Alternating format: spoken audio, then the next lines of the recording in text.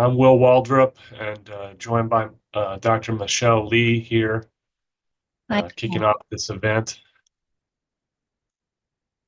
Um, we're going to discuss in two parts. Each of us going to have some time to speak on advances in imaging related to cataracts, cataract surgery, lenses, and the surgical advances in the area of cataract surgery. This talk is supported by a grant from Alcon and Johnson, so we appreciate their help.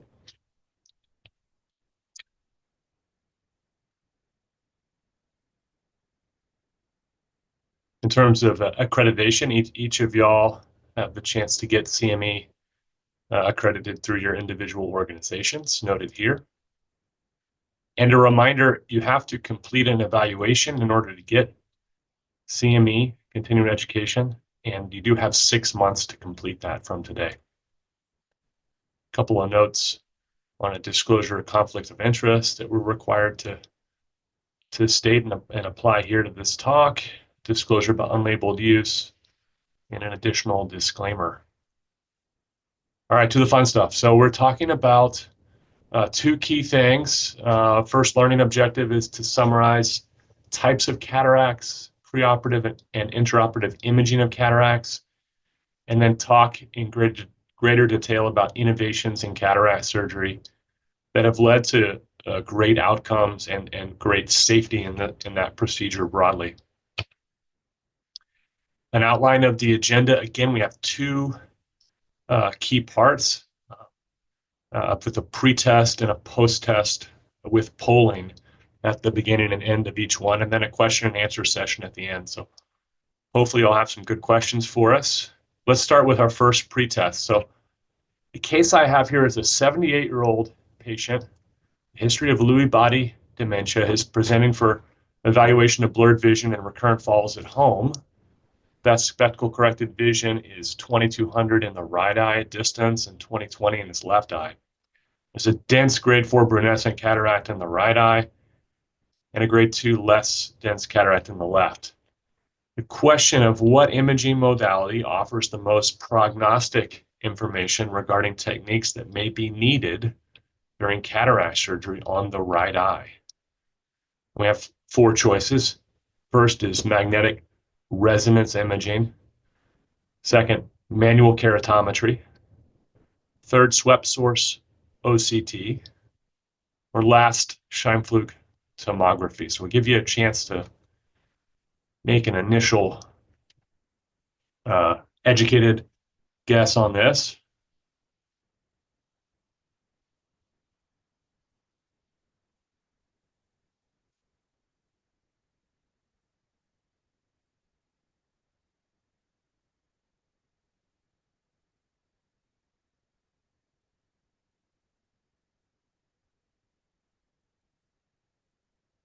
Okay, and already we have a leader in the clubhouse, but some other choices with answers too. So we'll revisit this question at the end of the first half of the lecture here.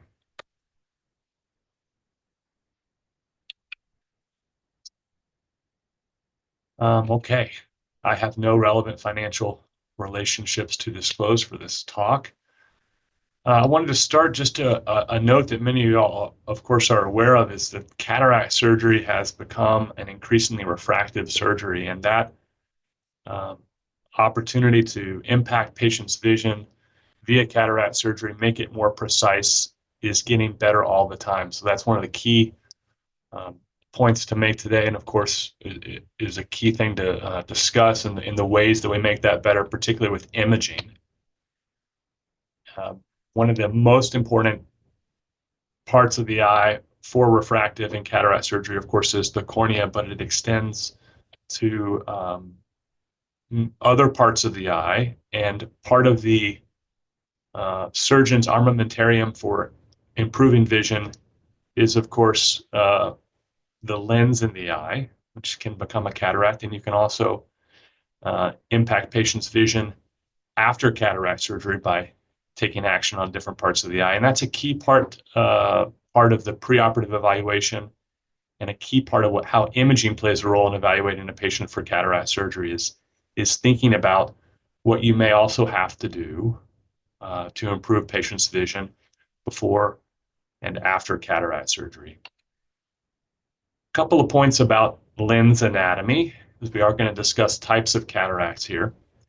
The lens, of course, shown here behind the iris has distinct features, including the fetal sutures at the core and a nuclear layer in the middle.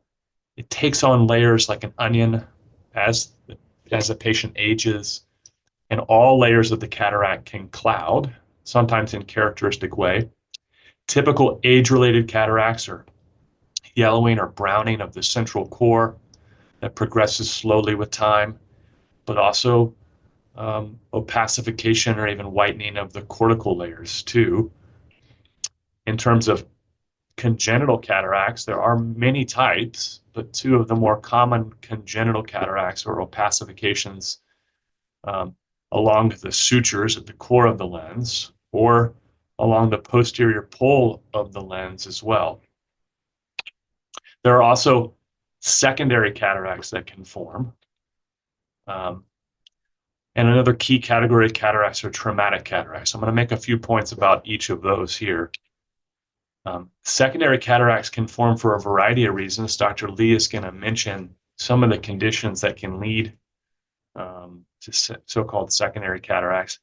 This is an image of a so-called Christmas tree cataract, known for the red and green crystals that show up.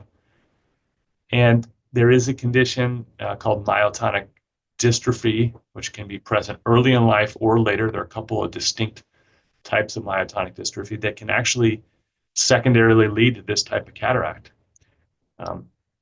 This brings up the theme in secondary cataracts, which is no cataract is automatically diagnostic of a certain condition. Myotonic dystrophy can present with this cataract, but you can also have an age-related cataract that looks exactly the same. So this is true of other secondary cataracts like those caused by diabetes. While knowing the systemic association is important, it certainly is an opportunity for an eye specialist to diagnose something that is not specific to the eye. Rarely is it a specific finding. So this is a good example of a secondary cataract you can see, and it's worth noting its connection to that muscle weakness condition. But it's also a finding that can happen with time. And in the age-related version of this, it's believed that cholesterol crystals have led to this formation.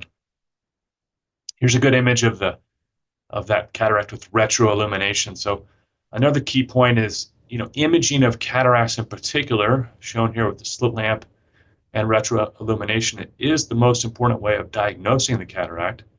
But there are other ways we'll talk about imaging the cataract and the area around the cataract that, of course, are really important as you do surgical planning. There's also the instance of traumatic cataracts. And traumatic cataracts, of course, the most important feature of determining whether a cataract is traumatic is eliciting the history of trauma, which can be done in a number of ways, but it's quite important. Not every traumatic cataract is as obvious as this. One of my patients that had anterior lens rupture, so you can see this evident on slit lamp exam, not just using ultrasound here, but the ultrasound can be quite helpful too in evaluating these patients because it can sometimes reveal what lies behind the lens as well. So in this case, we use ultrasound to also show that there was posterior capsule violation in addition to the anterior capsule violation. And that's important in terms of predicting what may happen during cataract surgery, thinking about different techniques you may have to employ during surgery, thinking about maybe whether a retina surgeon would need to be involved in the case. So ultrasound is one important way of imaging those patients. What are some other ways? So preoperative imaging for cataracts is really important, obviously not just in cases where trauma is involved, and in particular, imaging the ocular surface is of vital importance. One of the key reasons for this, of course, is astigmatism. And I like this slide on the bottom right, or the images on the bottom right that show you the amount of blur that comes from various levels of astigmatism. Correcting astigmatism and considering when to and the benefits of correcting astigmatism with cataract surgery is one of the most important things you can consider in cataract surgery in general, but of course in a refractive cataract surgery as well. And it matters because patients' vision is compromised with astigmatism. It also matters because we're considering lens technology, which can have other effects on patients' vision too. Some of these images shown here highlight some of the visual features of different lenses, including some lenses that are no longer used in great volume, but it highlights the range of visual effects of lenses. This also just reminds surgeons and eye care specialists how important it is to counsel patients about some of these effects ahead of different lenses being used with cataract surgery. Dr. Lee's going to talk in particular about a lot of lenses in surgery. And imaging of the surface is very important in terms of determining someone's candidacy too for different lenses. So a patient may feel they can tolerate certain amounts of halo or the potential for a halo in their vision. But really important is actually looking at the surface and determining whether that eye surface can tolerate something, whether it's going to contribute to worsening of effects of certain lenses too. So these lenses have changed over time, and Dr. Lee's going to touch more on the different lenses that are used for that. So imaging of the surface starts, of course, with just something like a topography. A simple way of imaging the corneal surface. There are various ways of doing this, looking at placido disc images, looking at topographic lines that simulate a placido disc is really important. And why is this? Because the eye surface is most important for the refractive outcome in the case. And in general, you want to seek out a bow tie in terms of astigmatism on the surface. So here's one representative image of a topography that shows a nice bow tie. And there are other ways of course, imaging the surface. I want to highlight two key ways to image an eye for preoperative evaluation for cataract surgery. The first is actually the imaging systems that offer a combined refractive function. So this is a key advancement. So imaging systems that offer multiple techniques at once, including tomography, topography, an autorefractor, and aberrometry. There are a number of systems that do this, and they aid in this preoperative assessment of a patient in a multitude of ways. So one, it offers kind of one-stop shopping. You have the potential to get a wealth of information. Here's an example of an image that includes tomography, and it also gives us a side view of the lens in the eye, which is a lens that has grown quite large relative to the anterior chamber, and you can see how the anterior chamber depth is shallowed quite a bit. This is a nearing mature white cataract in an eye with already angle compromise. So it's a unique situation that you don't encounter, but the imaging system shows that. It also gives us a lot of information about the refractive power of the eye and some other details. So combining imaging technology is really important. It also enables us sometimes to advise patients on what may be causing the majority of blur in their vision. This is a system that highlights how the cornea is contributing to the relative blur in their vision compared to what's inside the eye, generally the cataract. It also shows a way of imaging the cataract through retroillumination. This is a patient who's already had LASIK. So it's another key way of evaluating patients who have already had refractive surgery done. This is increasingly common, of course, thinking about cataract surgery in someone who's already had something like LASIK. And these combined imaging technologies offer us all the necessary information we need to assess a patient's had a surgery like that. Another key way of imaging the eye in the clinic in preparation for cataract surgery is swept source optical biometry. So this is a representative image of that. It's that same patient with a nearing mature cataract. So it's a unique case here, but it highlights a couple of key things that this swept source technology gives us OCT level imaging of the full pathway that light goes from the surface of the eye all the way to the retina.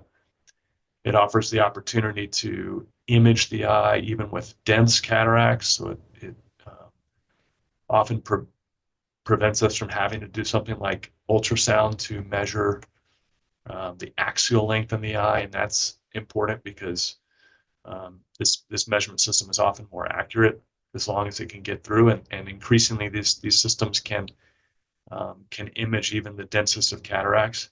It also gives us really useful information about patients that have had trauma too. So a number of measurements are done, including the depth of the anterior chamber, the lens thickness, and notable asymmetry in some of those measurements can suggest things like a traumatic cataract, may suggest zonular weakness, and can give a surgeon key tips on whether they may need to use things like dye during a surgery or things like a capsular tension ring. So it's one of the most important things, of course, for predicting the features or the power of a lens that goes in the eye, but also a key measurement system in terms of predicting what techniques may be needed during surgery, particularly in the instance of a traumatic cataract or other unique types of cataracts. Of course, another key thing that the systems that have combined function offer us is the way to incorporate the new optimized lens calculation formula for cataract surgery. It's important to note that the calculations have improved over time, and post-operative results can be quite accurate, but they're still only kind of approaching maybe the levels that we strive for. So another key way that we've improved on this is the use of artificial intelligence, both in terms of the use of that in various formulas.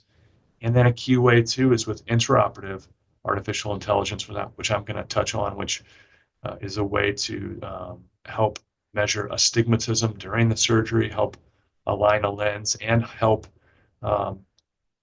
finalize a lens power selection during the surgery. Intraoperative imaging in cataract surgery has advanced too in terms of imaging particular types of cataracts, white cataracts, cataracts that have a mature cortical component, ones that in particular, these are cases that often need visualization dye, and so imaging has helped with that. Also with posterior polar cataracts, so cataracts that may have compromise in the lens capsule during the case. And also there are techniques used that have improved corneal wound architecture and techniques that can be used to image the corneal wound architecture during the surgery. So one of the improved visualization systems we can use is a three-dimensional viewing system.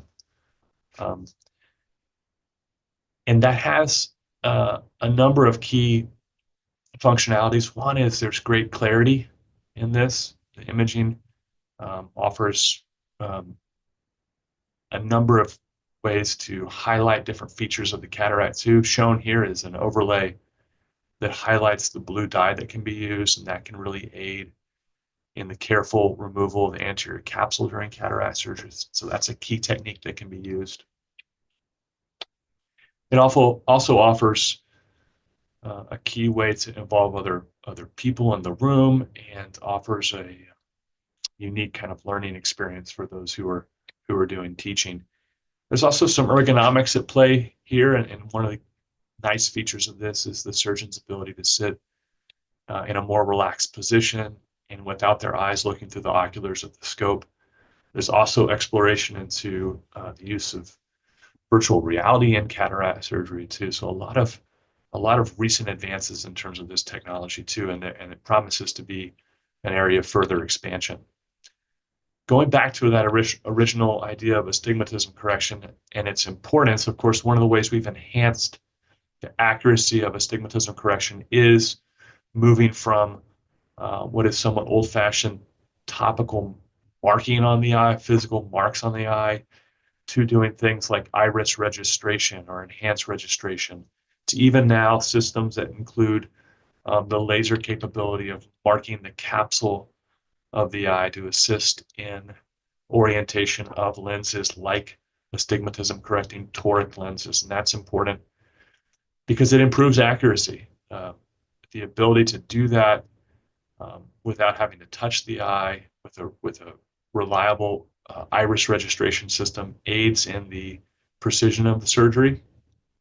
And here's an image of what a surgeon can see during surgery that highlights the predicted axis of implantation of a toric lens. You can also use a measurement system during the surgery, one of which even gives you real life recommendation in terms of how a lens needs to be rotated inside the eye, and you can use that to then have the ideal placement of a lens, and even to the point where the system will tell you whether you're below the threshold that's acceptable in terms of predicted residual cylinder in a real life auto refraction of the eye with a lens inside the eye. So this has changed for a lot of surgeons how they do toric lens implantation inside of an eye. It's also a good way to image the wounds that we make for cataract surgery, everything from arcuate incisions to the capsule opening to the creation of the main wound during cataract surgery.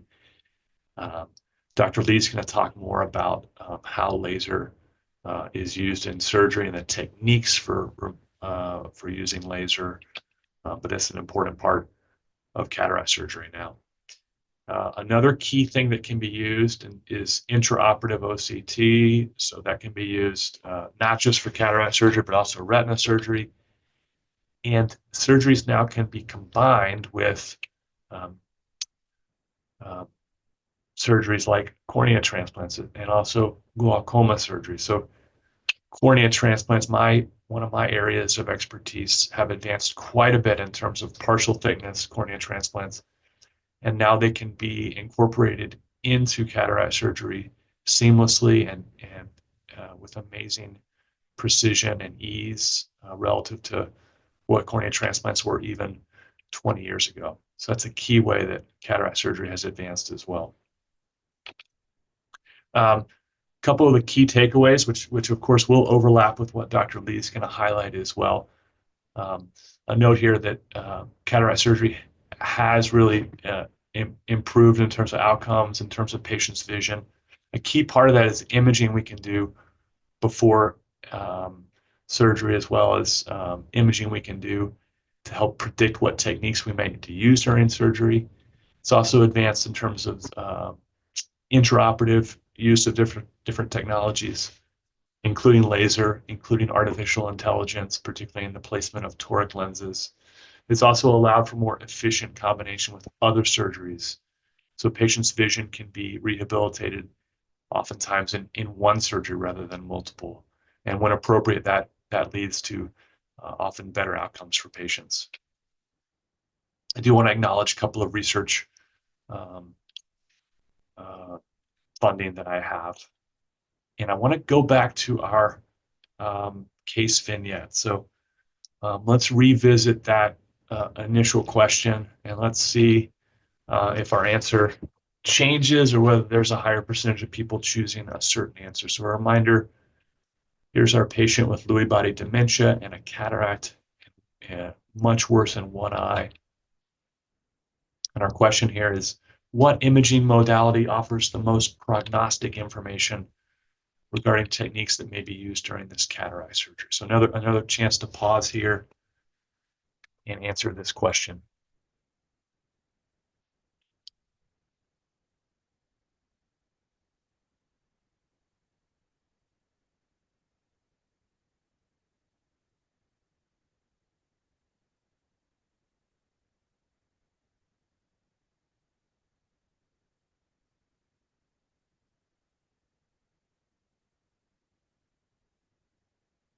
We've had an increase, it looks like, in terms of the people choosing what I consider the correct answer, which is swept source optical coherence tomography. Of course, that's a convenient answer because that's one of the measurement systems we do have in clinic. We do not have magnetic resonance imaging. It offers, MRI offers great visualization of a number of tissues in the body. Doesn't have a particular role in terms of cataract imaging, although it can sometimes capture certain features of lenses, but not nearly as much as imaging systems we can use in clinic. Manual keratometry is relevant, just like shine fluid tomography can offer quite a bit of information about a patient's eye ahead of cataract surgery. But the use of now swept source optical coherence tomography has really improved the way we can image patients' eyes in the clinic ahead of cataract surgery.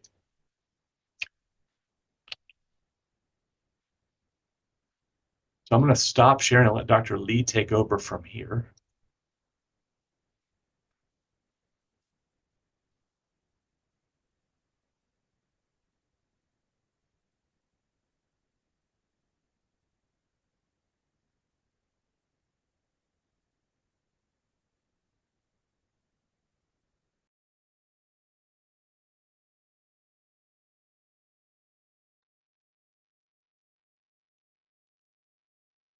All right. Hi, everyone. Thanks for joining. So we have another pre-test case vignette where we have a 69-year-old male who comes in for a cataract evaluation. He has been wearing monovision contact lenses with astigmatism correction with his left eye set for distance and his right eye set for reading for 20 years with success until recently. He states he would like to move forward with cataract surgery and would like a recommendation of a lens that would replicate the vision he has with his contact lenses.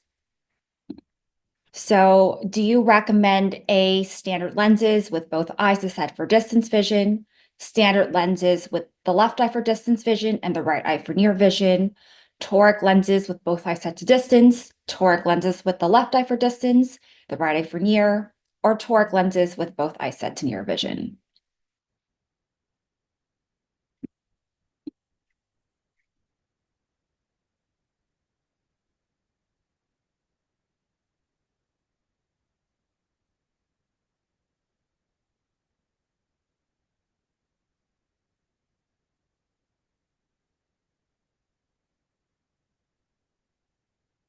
All right, so let's continue with the talk and we'll try that again at the end. All right, so I'm Dr. Michelle Lee. I'm a board-certified ophthalmologist and a cornea and cataract surgeon at Tozer Lee Eye Center, based out of Scottsdale, Arizona.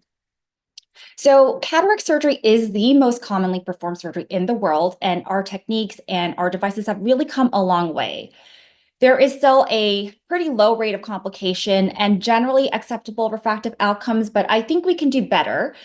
Right now, we really can't guarantee any kind of risk-free surgery. We can't guarantee any kind of refractive outcome, and we still cannot get back your 20-year-old eyes. So in the next 20 minutes, I want to spend some time to discuss the past, the present, and then the future of cataract surgery, and how we can use new technology to work on providing better visual outcomes and safety during cataract surgery so that hopefully one day, maybe by the time you and I need surgery, there will be a near 0% risk of complications and better surgeries and techniques that can replicate or even outperform our own natural lenses.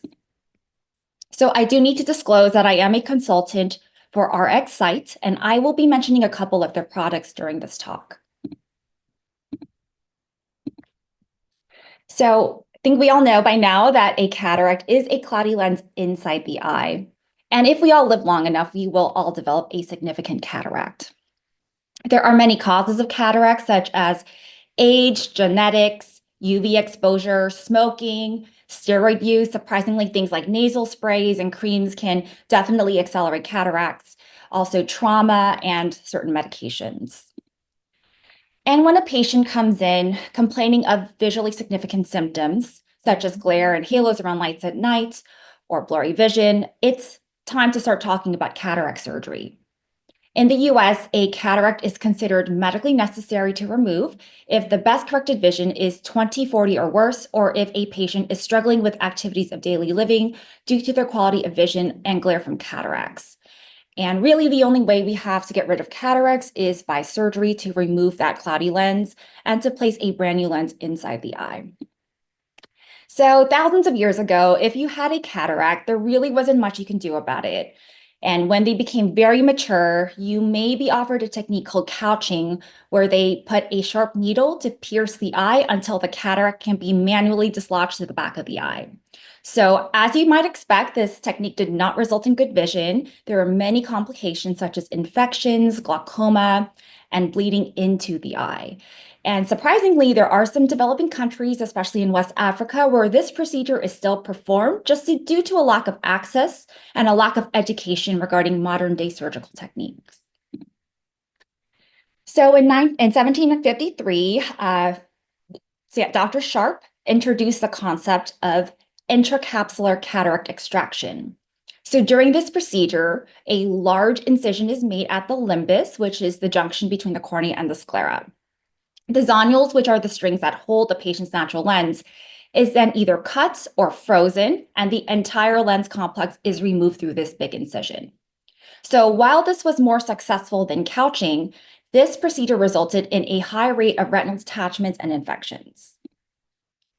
Another technique that was developed became popular in the 1970s, and this is a technique that's still used today called manual extracapsular cataract extraction, or we just call it an extracap. And this became more popular because there are less risks, such as a less risk of a retinal detachment due to the presence of a lens that is typically put in the eye. So in this technique, we actually make a large incision in the sclera instead of at the limbus. We make an opening into the capsule to remove the inside part of the lens, and we maintain the outer layer of the lens or the capsule so that there is some sort of barrier between the anterior chamber and the posterior chamber. So because of the presence of the capsule, this technique allowed for placement of an intraocular lens, and that has definitely improved our refractive outcomes. But because of these large incisions, this technique still had a high rate of infection and lots of astigmatism. So finally, in 1967, Dr. Charles Kelman invented a technique called phacoemulsification.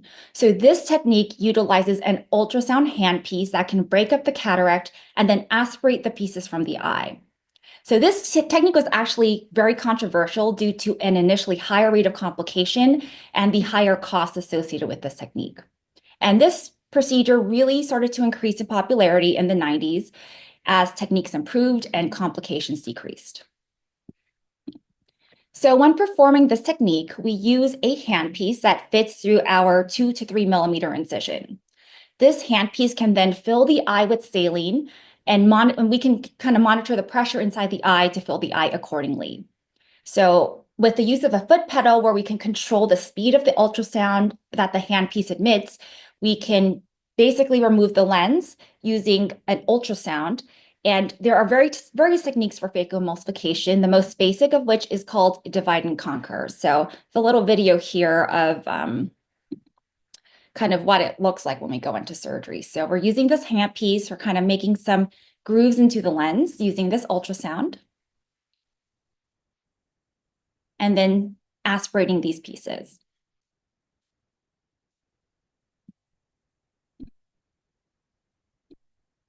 So to put it all together, when we perform modern day cataract surgery, let me just play this video. So we start by making incisions into the eye. We remove the outer layer of the capsule.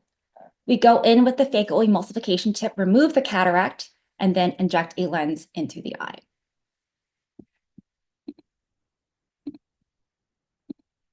So another factor that influenced modern cataract surgery was the improvement of these intraocular lenses. So prior to 1949, cataract surgery was performed without the replacement of lenses inside the eye. So this resulted in very far-sighted patients after surgery who required aphakic spectacles. So these glasses were high-powered and bulky, and this really resulted in poor quality vision. So during World War II, a Royal Air Force pilot sustained plastic in the eye after trauma, and remarkably, this pilot remained asymptomatic for many years afterwards. So this event inspired the invention of the first intraocular lens in 1949. So the initial lenses were very large, requiring a large 9 to 10 millimeter incision until about 1978, where the first foldable lens was invented. So the combination of the foldable lens, which requires a less than 3 millimeter incision, and then the advent of phacoemulsification is really kind of led to how we perform surgery today. So nowadays, not only can we perform surgery safely using techniques such as phacoemulsification and put in lenses that can help focus the eye, but we can actually customize the eyes and customize the options that we offer the patients due to all of the advancements that we have. So first of all, we can allow patients to choose their lenses that are tailored to their individual vision needs, potentially reducing their reliance on glasses after surgery and achieving better visual outcomes based on their lifestyle and activities. We can also offer add-on procedures that may potentially help with improving refractive outcomes, or even add-on procedures with surgeries that may address other diseases such as glaucoma and corneal diseases. So there are many types of lenses that we can offer patients just depending on their budget and their refractive goals after surgery. So let's go through some of the lens types that we commonly offer our patients. So the default lens that's covered in the cost of the surgery is the standard lens. So this is a lens that's very basic. There's the same power throughout. There's no astigmatism correction, and there's no range of vision built into the lens. When we do the standard lens, the two most popular combination is to either set both eyes for distance vision to optimize for depth perception, or to perform monovision, which is when we put one eye for distance and we put one eye at intermediate or near. And that allows for a greater range of vision.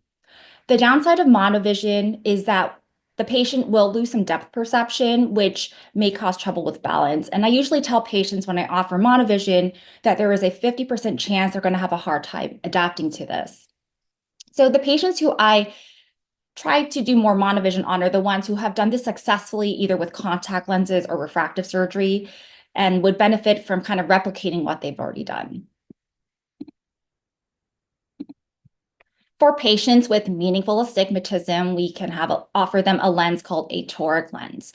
So this lens offsets the astigmatism power on the cornea to focus light rays to one point of the eye. And just like the standard lens, the two most popular combinations would either be to set both eyes for distance or to perform some degree of monovision. And the toric lens, unfortunately, is considered a premium lens and is not covered by insurance in the United States. So for patients who do want to have more depth of focus, either because they can't tolerate monovision or want to utilize the principles of monovision, but also have a little bit more depth of vision despite with a different kind of lens, can try using a lens called an extended depth of focus or EDOF lens. So this lens can create a range of focus from about 1 to 1.5 diopters, and patients can elect whether to set both eyes to the same focal point, for example, both eyes for distance, or to offset the eyes a little to provide a greater range of vision. So depending on this offset, this lens may get the patient mostly or completely out of glasses. This lens can also come with astigmatism correction if they have meaningful astigmatism. So the payoff for having any kind of depth of focus or range of vision is that there will be some mild glare and halos at night and slightly decreased contrast sensitivity. This is a lens that can be used on patients with mild retinal disease and glaucoma, and is considered acceptable for patients who have had LASIK or PRK surgery. So for those who really want that full range of vision with each eye, another option is the multifocal lens. So this is a lens that splits light into 3 distinct focal points for distance, intermediate or computer vision, and near or reading vision.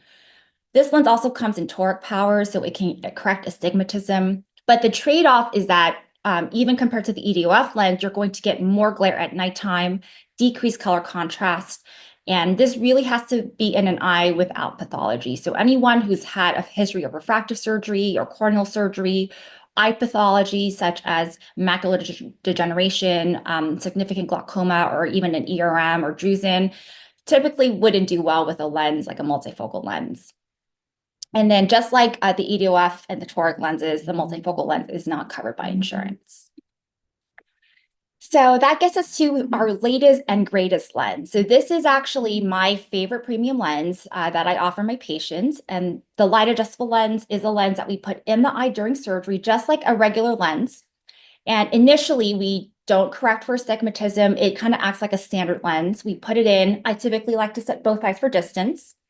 And then after the eye heal from surgery, which typically takes about 17 days, we can very precisely measure and correct the lens spherical power and astigmatism, and correct that using a non-invasive light delivery device in the clinic setting.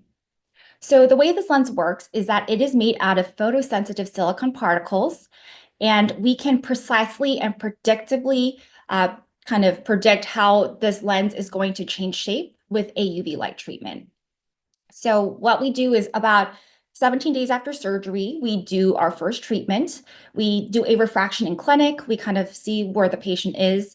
We then do their first treatments. And then at every 1 to 2 weeks, the patients come back, and based on their refractive outcome and their feedback, we can make more adjustments, and we can do up to 3 adjustments per eye about a week or 2 apart. The biggest advantage to this light adjustable lens is the precision. So the lens spherical power and astigmatism can be altered in 0.25 diopter increments. So many patients who get the light adjustable lens will elect to do some sort of monovision or mini monovision, where the dominant eye is kind of sharpened to perfect distance vision, and then the non-dominant eye is inched forward to about the intermediate or near range. So the advantage of monovision using the light adjustable lens is that if the patient finds that that's unacceptable, they can actually go back, and we can alter the lens power until they're happy. So the other thing I really like about this lens is that the shape of the lens is initially aspheric, but as we make our adjustments from kind of out to in, the lens actually gains some negative spherical aberration, where the lens changes shape so that there is some additional depth of focus added to the lens. So this is an excellent lens for those who have had refractive surgery such as LASIK, PRK, or RK, as these measurements are or can be very inaccurate. And I love to use this for my cornea patients. So even patients with mild keratoconus or mild post-LASIK ectasia, my patients who've had DMEX or DSEX, this is a great lens, because if they aren't someone who's going to wear a contact lens after surgery, we can really optimize what their vision would be without glasses for whatever focal point they want. And this is also a great lens for your pickiest patients, because we are kind of moving some of the responsibilities regarding their refractive outcome to the patient. There are some disadvantages, of course. So the biggest hurdle for most patients is going to be the cost. So this is typically the highest priced lens. This is not covered by insurance. And the surgery not only includes the lens, but also the visits for the light adjustments. This is also a really lengthy process. So a lot of patients will get frustrated with the amount of time that it takes from surgery to completion. And in my clinic, that time period is typically about 6 to 8 weeks from surgery to completion. It's also important for patients to wear UV protective sunglasses until we're done with the treatments. And there have been cases of patients who have altered their lens because they were not careful with UV exposure. So besides lenses, another decision or add-on procedure a patient can elect to perform is a femtosecond laser. So this received approval in 2010 and incorporates imaging software to image the cornea, the capsule, and the lens. The laser can perform corneal incisions to help with astigmatism correction. It creates a perfectly sized and circular capsulotomy and fragments the lens to soften it for removal. So this lens is helpful for lens centration, especially for lenses such as a multifocal lens, which requires near perfect centration for it to function properly. Because of the lens fragmentation, there is frequently less phaco-emulsion energy required to remove the lens compared to a manual cataract extraction technique. And I like to use this laser the most for astigmatism correction in patients who have meaningful astigmatism and who want surgery to correct this out. So unfortunately, when they've done studies kind of comparing femtosecond laser with manual laser, there has been no measurable improvement in the quality of vision, and there is about the same rate of complications. So due to the higher cost and lack of insurance coverage, this is considered kind of a premium option to the procedure rather than a default. So despite this, I still think femtosecond laser is great because it is our first step towards automating some of the steps of cataract surgery. And I believe in the future, we are going to see the addition of more steps and devices like this to further automate cataract surgery. Another way we can help improve our outcomes is through an intraoperative aberrometer. So what these do is it calculates the power of the lens during the surgery. So this can supplement measures that we obtain in clinic, and I find this especially helpful for eyes that have had refractive surgery such as LASIK or KRPRK. And I especially like using this to offer real-time adjustment of toric lenses. So while we are in the eye, we can also perform other procedures. I think Dr. Waldrop kind of went through this already, but as a cornea surgeon, the most common combination I'm doing is with a partial thickness corneal transplant with cataract surgery. I also really like using minimally invasive glaucoma procedures such as the iStent or the Omni, which are angle procedures to help with mild glaucoma. So after surgery, we typically start patients on eye drops. So some sort of combination of a steroid, an NSAID, and sometimes an antibiotic. So we are increasingly injecting antibiotic into the eye during surgery as a way to minimize infection risk after surgery. And when we do this, we may not need to use an antibiotic eye drop. The steroid eye drop is used to help with inflammation inside and outside of the eye after surgery, and the topical NSAID helps prevent a late complication of cataract surgery called cystoid macular edema, which I'll talk about briefly in a bit. So surgery instructions really vary among surgeons. I tell my patients to wear an eye shield at night for 5 nights and avoid bending over for 3 days, heavy lifting more than 20 pounds for a week, and no swimming in hot tubs for 2 weeks.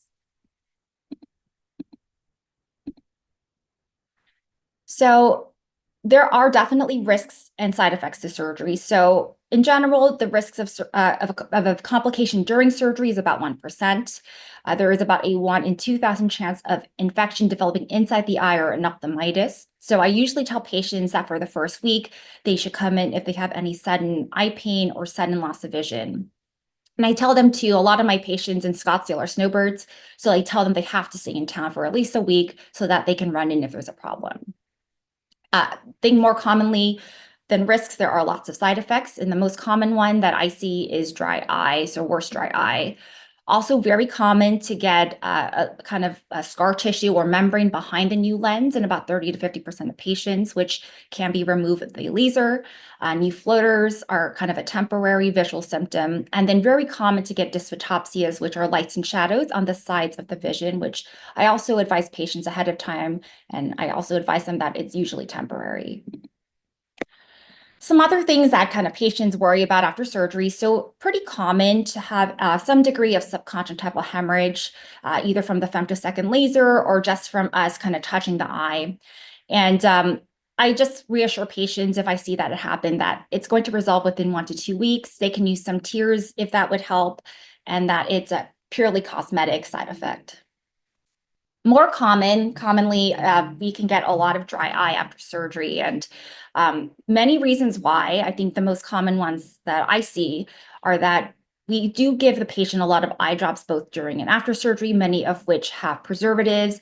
The medications like the NSAIDs can be pretty toxic to the corneal surface. So I do warn the patients that for about up to 3 to 6 months, sometimes up to a year after surgery, they will have worse dryness than they already have. Also, we are making corneal incisions during surgery, and that can cause a bit of a neurotrophic cornea. And also, especially after stopping the steroid eye drops, the patient can get increased inflammation, which may not necessarily cause inflammation inside the eye, but can result in kind of a rebound inflammatory dry eye. So I do warn patients about this. Another very common unwanted side effect is a dysphotopsia. So dysphotopsias are unwanted visual disturbances, and patients will commonly report that they see things like light streaks, starbursts, or shadows, typically in their temporal visual fields. So this is due to glare from the lens edge and is one of the causes of patient dissatisfaction after surgery. This is very common. It's been reported in up to 80% of patients after surgery. And the majority of dysphotopsias really do disappear about 6 months, but for some patients, neuroadaptation can take about a year. So while this has improved as we've improved the design of our intraocular lenses, this can still be really troublesome. So sometimes if this is affecting quality of vision, we will sometimes perform a lens exchange with a different type of lens. Another really common, I would say, side effect of surgery is a posterior capsular opacification. So this happens when epithelial cells from the capsule migrates behind the lens implant. This is very common, especially in younger patients, and is treated easily with a laser called a YAG laser. So this laser creates small perforations in the posterior capsule to open up the visual axis. The tissue is released to the back of the eye, resulting in new floaters, which we definitely need to warn patients about before. And the most common and the most serious risk after a YAG capsulotomy are retinal issues such as macular edema, retinal tears, and retinal detachments. And then finally, cystoid macular edema, or CME, is one of the most common late complications after cataract surgery. So this is when fluid accumulates in the macula of the retina, causing blurred or distorted vision. And this is one of the most common causes of vision loss following cataract surgery. We treat this initially with topical NSAIDs and steroid eye drops, and if persistent after treatment, I will sometimes refer to a retina specialist for injections of steroids or anti-VEGF shots. So in summary, cataract surgery is still not a perfect surgery, but we've really seen a lot of improvements, and I think we're going to continue to see more. We have done things like automate some of the steps of surgery, and in the future, I anticipate that surgery may become mostly automated, which hopefully will equal better safety outcomes. The other thing is that our lens technology improves every year to the point where we now have an adjustable lens. So the next step for lenses would be lenses that can be adjusted past the postoperative period, as well as lenses that may be fully accommodating to replicate those 20-year-old eyes. And we have a better handle on preventative measures for complications, including the use of intraoperative antibiotics and topical NSAIDs. And I hope we will implement more and more safety measures to continue to improve these outcomes. So I hope you are excited as I am about the future of cataract surgery, and I thank you for your attention. All right, so we're going to just go back to that post-test case one more time. So this is that 69-year-old male who wears toric contact lenses, left eye for distance, right eye for reading, and wants to replicate that with surgery. So go ahead and pick the answer that you would put in this slide.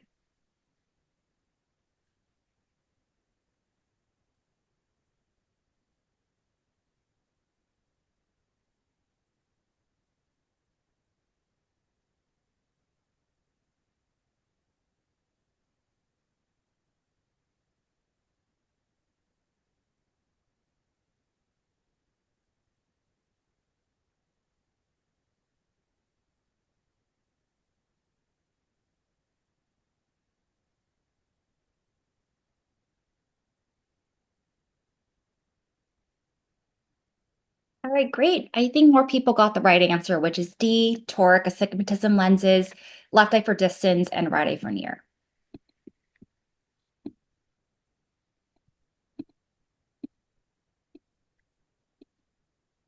All right, so I think Dr. Waldrop and I are ready to take questions.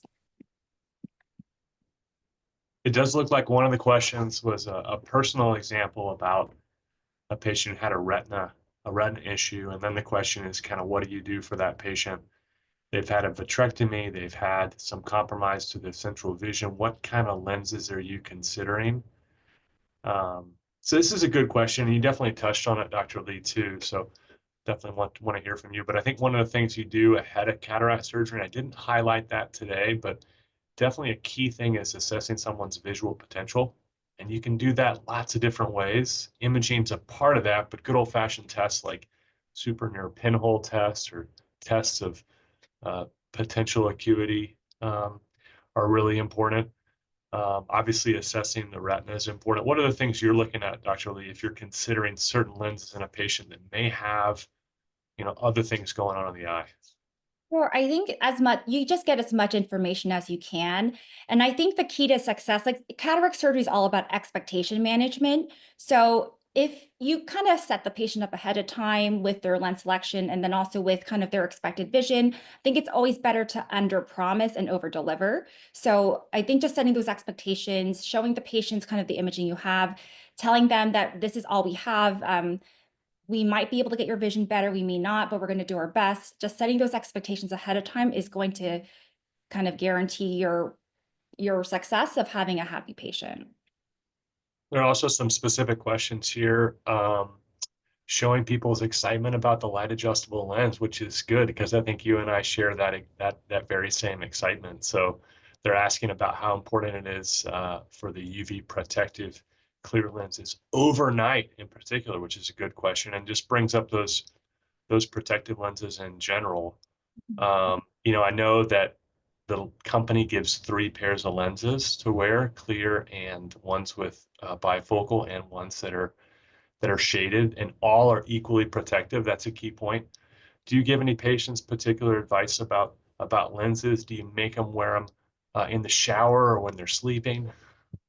Yeah, so even though the FDA approval is for UV glasses, I think 24/7, I tell the patients that we're currently on our second and third generation LAL.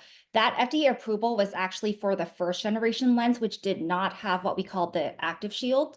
So with that active shield, there is like a 10 micron layer of UV protection. So actually, there are patients who could go outside, with, just moderate UV exposure and probably be fine. But as a precaution, I tell patients that I find that the outdoor glasses are mandatory and that the indoor glasses are optional. There are patients who can't or don't like to wear the glasses or they want to wear their readers.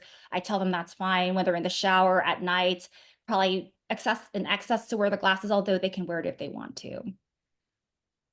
An additional question here too about the use of light adjustable lenses. Again, in a patient's had retina surgery. I think we touched on that. You highlighted expectations as a key part. Being upfront about potential limitations in terms of the vision afterwards. Silicone oil being in the eye is one of the things that's a downside of the light adjustable lens in particular, because the light adjustable lens is silicone. So if you open that capsule, silicone on silicone can sometimes really compromise patients' vision. Um, that said, I think that's one of the few downsides of the light adjustable silicone lens platform. It's very forgiving in terms of vision quality. So we talked about some of the dysphotopsias after surgery. What's been your experience, Dr. Lee, with those kind of phenomena after cataract surgery with the light adjustable lens? Yeah, the light adjustable lens has kind of been a game changer for almost everybody. For retinal patients, if there's a good chance they're going to need retinal surgery at some point, I usually won't offer the light adjustable lens as the first option for surgery, just in case they need silicone oil or they have an issue.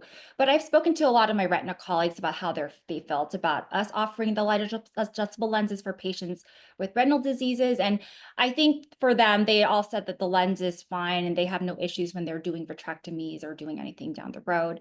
And then just expectation management. I'm not going to put in a light adjustable lens, especially the LAL plus, on a patient where I don't think they're going to see the benefits.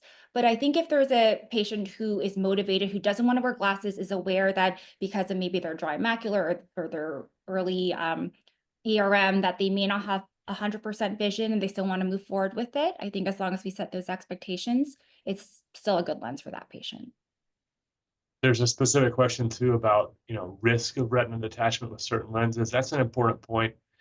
That risk does not go up in general with the particular type of lens. So other features in the eye may increase their risk of retina detachment, including axial myopia, or the higher chance of a vitreous loss during a surgery can increase their chance of a retina detachment, but not really based on the lens you implant, as long as you can get that lens into the right spot.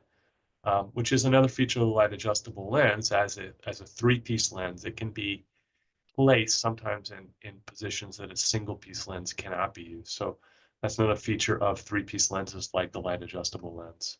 Yeah. There was also a question about combination drops too. Dr. Lee, do you use any combination drops in your practice?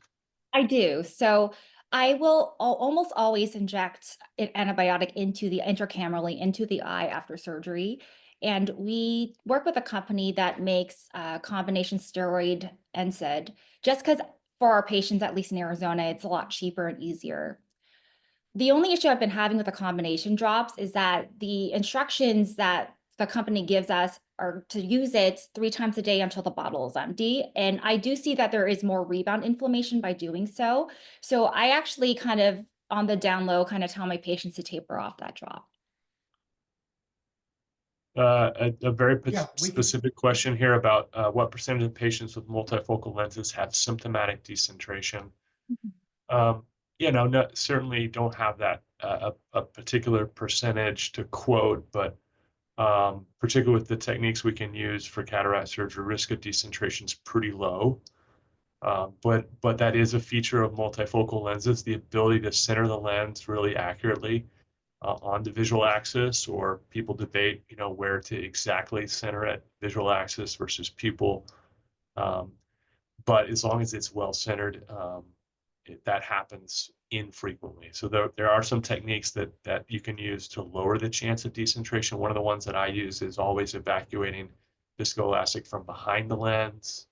The use of systems like iris registration aid in the centration of that lens, and that's important. And of course, decentration or tilt in the lens can be symptomatic, not only in terms of glare or halo effects, but also in terms of astigmatism too. So that's really important when using multifocal lenses. The other thing is that when you're in surgery, you can line up the Purkinje light reflex and just make sure that that's centered. And then a question about a light adjustable lens not locking in. Have not had that. Have had good success, locking them in, having good precision both with the enhancements to the lens and then locking it in. So I don't know if you have a different experience, Dr. Lee. No, I mean, the lens has been an amazing addition to our repertoire for lenses.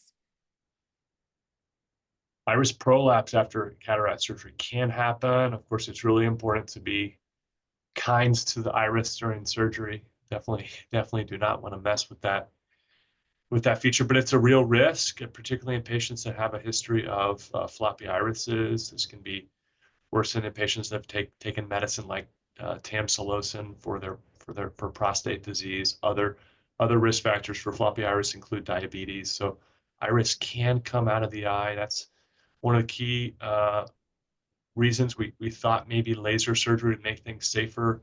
Tighter wounds, smaller wounds, more precision has not led to demonstrably better safety with surgery, but iris prolapse can still happen no matter what, and can definitely result in some visual phenomena. When it does happen, I think one of the things you can do to diminish some of the symptoms of iris damage during cataract surgery is shrinking the pupil. So there's some medicines that can be used for that effect too, but that's definitely can happen with cataract surgery. Well, thank you for joining us.